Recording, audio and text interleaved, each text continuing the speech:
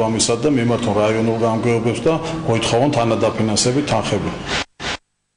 ბექა გოჩიაშვილმა პირველი დისკის პრეზენტაცია გამართა. ახალგაზრდა მუსიკოსმა თავისი ალბომი Exitius Entertainment-ის სტუდიაში ჩაწერა. ნამუშევარში სულ 12 კომპოზიცია შევიდა, აქედან 7-ით საავტორი თავად ბექა. ჯამში სულ 5000-მდე დისკი გამოიცა, მათი უმეტესობა ბათუმის ჯაზ ფესტივალზე გაიყიდა. ალბომის გატანა ყოფილ საბჭოთა კავშირის ქვეყნებშიც მოხდება გარდა რუსეთისა. ევროპის ბაზას კი Universal Music Group-ი მოამარაგებს.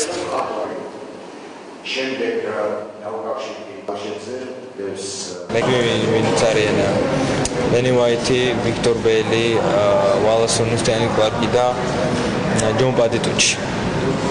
მართლა ძალიან დიდი სიამოვნება და ბედნიერება იყო და გამოსცემი მანთან მუშაობა და საერთოდ დისკი გამოვიდა, მე მგონი, მრავალფეროვანი, ახალგაზრდული და ისეთი საინტერესო მსმენელისთვის.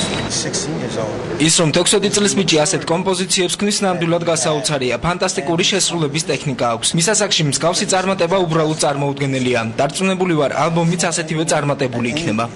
მხოლოდ იმითი ვარ ჯერ მაყოფილი, რომ აი ესეთ ადამიანებთან ერთად მომიწია, ასე ვთქვათ, შემოქმედებითი ურთიერთობა და მე ყველანაირად ვეცადე, მართლა ჩემი მაქსიმუმი გავაკეთე, რომ ეს სიმღერა ზუსტად ისეთი ყოფილიყო, როგორიც მათ შემომთავაზეს მე რო ყოფილიყო.